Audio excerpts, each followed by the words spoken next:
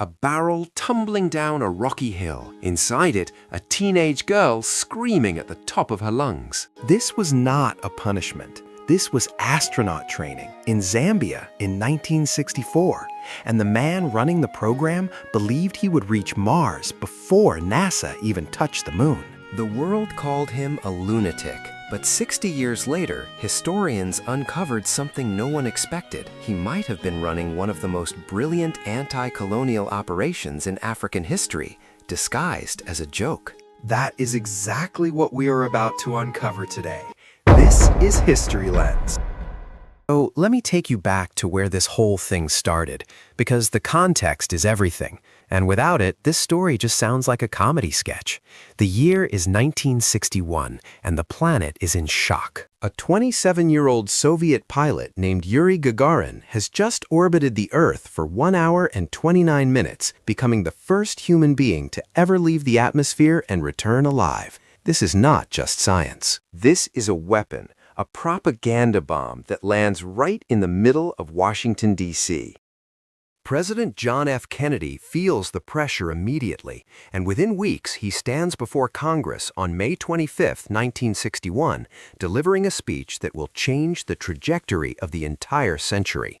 He declares that America will land a man on the moon before the decade is out. The space race officially begins, and it will devour billions of dollars and the brightest minds of two superpowers locked in a struggle for dominance over the skies.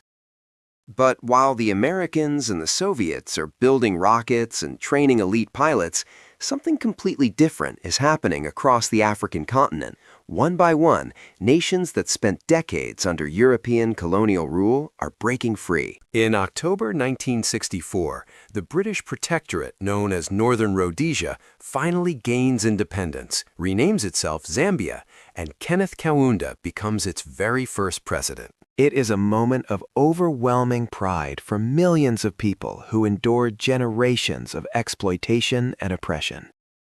And right in the middle of this historic celebration, a man no one expected steps forward with an announcement that stuns the international press. His name is Edward Makuka Nkoloso. He is a grade school science teacher who has appointed himself director of something he calls the Zambia National Academy of Science, Space Research, and Philosophy, a title he completely invented on his own. His announcement is simple. Zambia will beat both the United States and the Soviet Union, not just to the moon, but all the way to Mars.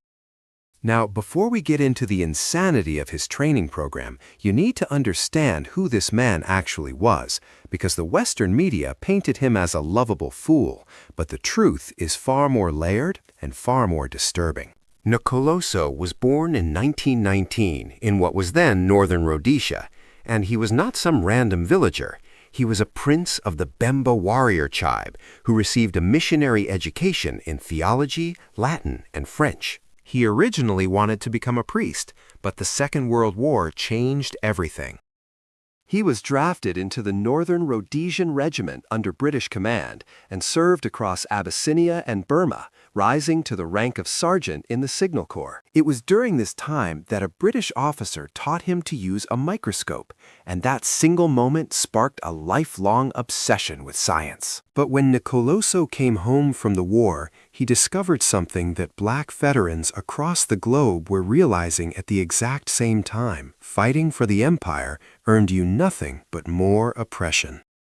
He tried to open his own school, and the colonial government denied him a permit. He opened it anyway, so they shut it down and put him on trial. That was the turning point. Nkoloso threw himself into the independence movement, organizing protests, leading civil disobedience campaigns, and becoming one of the most feared activists in the Copperbelt, the heart of Zambia's mining economy and its most politically explosive region. He wore a blood-red robe and grew long dreadlocks, as symbols of mourning for those killed under colonial rule. In 1956 and 1957, the British arrested and imprisoned him. What happened next is where the story gets dark. According to Nkoloso and multiple witnesses, he was tortured in custody. Officers reportedly grabbed him by the neck and forced his head underwater in an attempt to drown him. then beat him with sticks until he suffered severe internal injuries. His aunt, who was arrested alongside him, died in prison just 2 weeks later. Some of his closest allies later said the torture broke something inside him permanently. Andrew Sardanis, a journalist who fought alongside Nkoloso in the independence movement, said bluntly that after the Northern Rhodesian police tortured him, he lost it. But the Zambian ambassador to the United Nations, Vernon Mwanga, completely disagreed, saying Nkoloso was a very intelligent man, not a fool, and that he knew exactly what was going on. So which one was right? Keep that question in your mind, because it is the key to everything that comes next. In 1960, 4 years before Zambia even became a country, Nkoloso founded his space academy on an abandoned farm about 11 kilometers outside of Lusaka. He recruited roughly 12 young Zambians, mostly teenagers, and began what he called the Astronaut program. That name was no accident. It was a deliberate play on astronaut and cosmonaut, meant to declare that Africa had its own claim to the heavens. His training methods were, by any standard, completely absurd. Trainees were stuffed into 200-liter oil drums and rolled down rough hillsides at full speed. Nkoloso explained that this simulated the feeling of weightlessness during space travel and re-entry into Earth's atmosphere. They also swung from trees on long tire ropes in what Nkoloso called the Mulolo system, which he claimed could replicate freefall and might even work as a launch mechanism. If a trainee could not stand upright after being rolled in the drum, they were immediately eliminated from the program. The rocket was called Dikalu-1, named after President Kenneth Kaunda. It was a 3-meter by 2-meter cylindrical vessel made from aluminum and copper, with a small egg-shaped hole cut into the side for breathing. Nkoloso insisted it was completely space-worthy, though anyone with eyes could see it was essentially a glorified trash can. But here is where the story shifts from comedy to something much deeper, and this is the part that most people completely miss. Nkoloso's stated mission was not just reaching the moon. He planned to send a 17-year-old girl named Martha Mwamba, along with 2 specially trained cats and a Christian missionary, all the way to Mars. The objective was to establish a Christian ministry among what he described as the primitive natives of Mars.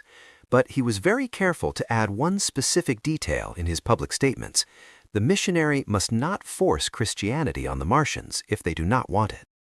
Now, think about that for a second. For centuries, European colonizers had invaded Africa with missionaries who claimed they would not force Christianity on the native population, and then proceeded to do exactly that, violently and systematically. Nkoloso was using the exact same language and the exact same logic, but flipping it. He was sending a missionary to convert primitive aliens on another planet, mirroring the precise justification that Europeans used when they carved up his continent and enslaved his people.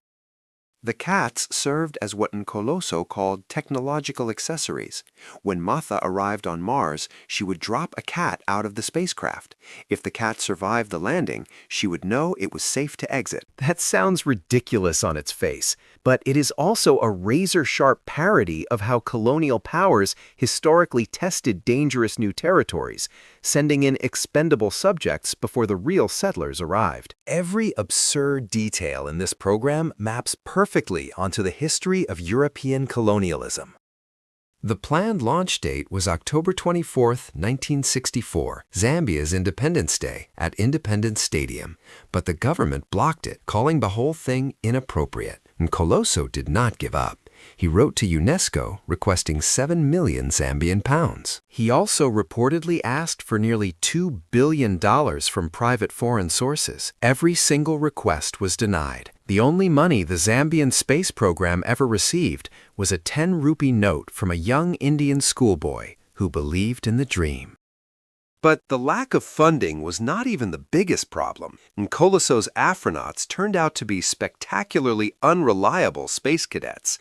2 of his best recruits went on a drinking spree and simply never returned. Another one abandoned the program entirely to join a local song and dance group. Nkoloso himself complained bitterly that his trainees were spending far too much time making love when they should have been studying the moon. And the worst blow came when Martha Muamba, the star of the entire program, the girl chosen to be the first human on Mars, became pregnant, and her parents took her home. Then on July 20th, 1969, the final nail in the coffin.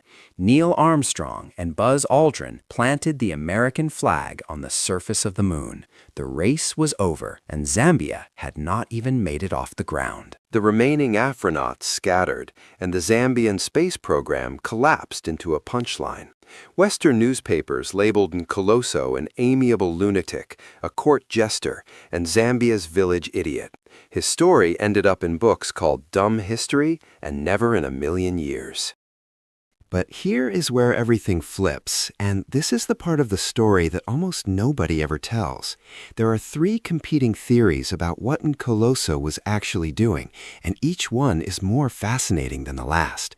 The first is simple. He was genuinely crazy, possibly broken by the torture he suffered in colonial prisons, and he sincerely believed he could send teenagers to Mars in an aluminum drum. This is the version most Western media outlets ran with, because it fit perfectly into their narrative about foolish Africans. The second theory is that the entire space program was a masterpiece of political satire, deliberately designed to mock the absurdity of the Cold War space race and expose the hypocrisy of Western colonialism. And Nkoloso was extremely well educated. He spoke Latin and French, studied theology, served in the military, and later earned a law degree from the University of Zambia in 1983. He was not stupid. His training routines were deliberately ridiculous and played perfectly for foreign cameras. When reporters asked about his failures, Nkoloso stayed perfectly in character while dropping devastating critiques of Western imperialism.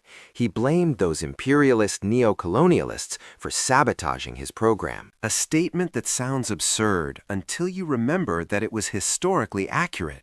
He described the Martians as primitive natives, the exact same phrase that European colonizers had used to describe Africans for centuries. Every single element of his program mirrors the structure of colonial exploitation. The third theory is the most explosive one. Nkoloso's own son, Makuka Jr., told journalist Namwali Serpel that the space program was actually a front for training freedom fighters. The teenagers in the Afronaut program had previously served in the UNIP Youth Brigade, a political resistance group that built bombs, set fires, broadcast propaganda, and carried out acts of sabotage against colonial infrastructure. After independence, Nkoloso served at the African Liberation Center, training guerrilla fighters from Angola, Mozambique, and South Africa. And here is the detail that ties it all together. Those guerrillas were trained in Chunga Valley, the exact same location as the Zambian Space Academy. If the whole world thinks you are the village idiot who believes he is a spaceman, nobody asks questions about why you have young recruits, strange equipment, and unusual chemicals on an abandoned farm in the middle of nowhere. It is the perfect cover, hiding a revolutionary operation inside a joke that everyone was too busy laughing at to investigate. There is one more detail that most people overlook entirely. In 1984, the Soviet Union awarded Nkoloso the Jubilee Medal for 40 years of victory in the Great Patriotic War. He was also made an honorary Army colonel and served as president of the Ndola Ex-Servicemen's Association. Why would the Soviets honor a man the West dismissed as a lunatic? Some believe the medal recognized not just his wartime service, but his contributions to African liberation movements that aligned with Soviet Cold War interests. Former President Kaunda himself addressed the mystery in a 2016 interview. When asked about the space program, he laughed and said it was not a real thing, and that it was more for fun than anything else. But he also called Nkoloso a useful servant to the nation and praised his role in the independence struggle. Perhaps both things were true at the same time. Maybe Nkoloso was a little eccentric and genuinely fascinated by space, while also being sharp enough to weaponize that eccentricity for political purposes.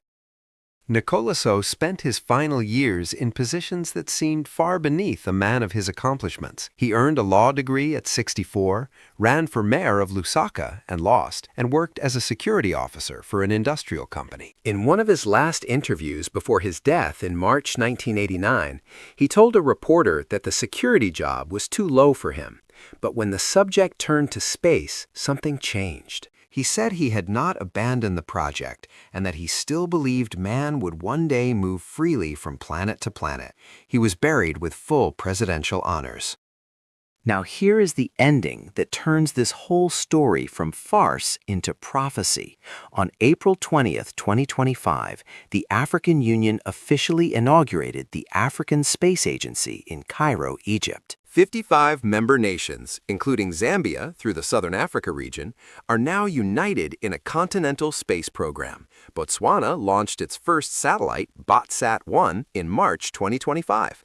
The African space economy is projected to exceed $22 billion by 2026. NASA itself sent a delegation to the inauguration ceremony. 60 years ago, a schoolteacher from a brand new African nation told the world that the stars belonged to Africa too. Everyone laughed. They put his name in books about stupid mistakes. But Nkoloso was not wrong about the destination. He was just early. And maybe that was the whole point all along. Not that he failed to reach Mars, but that he dared to look up when the entire world was telling Africa to look down. Thank you for watching. This has been History Lens. If this story surprised you, hit that subscribe button and turn on notifications so you never miss another untold story. A like goes a long way in helping more people discover these hidden chapters of history. I will see you in the next one.